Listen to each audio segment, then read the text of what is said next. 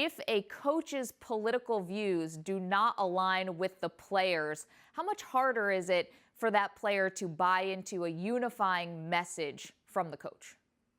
Of course, because what we see today in society, especially during this presidential race and the social climate of the country now, is as soon as someone's political beliefs don't line up with yours, especially in this case, then you tend to kind of tune them out about everything else.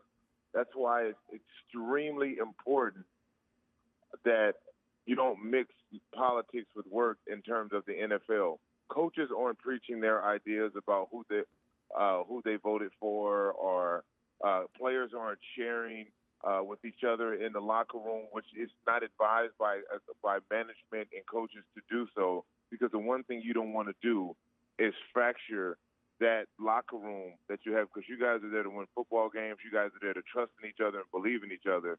And the last thing a coach would want to do is add politics into the mix of that. Yeah, but we saw Bill Belichick. Donald Trump read a letter that he had wrote that sounded like support. Rex Ryan introduced Donald Trump in a rally earlier this summer. Some players have made their political views known. Is it difficult to separate political viewpoints and football?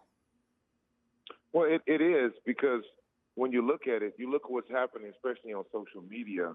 You know, people are writing, if you vote for this candidate or that candidate, I'm unfriending you. We no longer have anything in common. So when you start talking about that and you bring that into the locker room, well, yeah, you do have something in common. The common ground is you guys work together. You guys are working to win football games.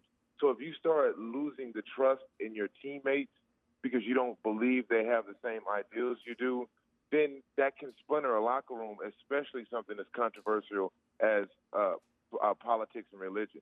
I'm curious, though, because you are a Muslim. If you had a teammate who voted for Trump, would you take it personally? Well, no, because I know how to separate the workplace from a personal ideal. Each person is their own individual. As long as what you do off the field doesn't affect us on the field, look, I have no problem with it. And I'm a little bit older as well. I'm 40 years old, so a lot of the younger kids and millennials who are playing these sports, they're very outspoken and very headstrong in their beliefs. So it may be a little bit more difficult for them to adjust to that and be able to look past that.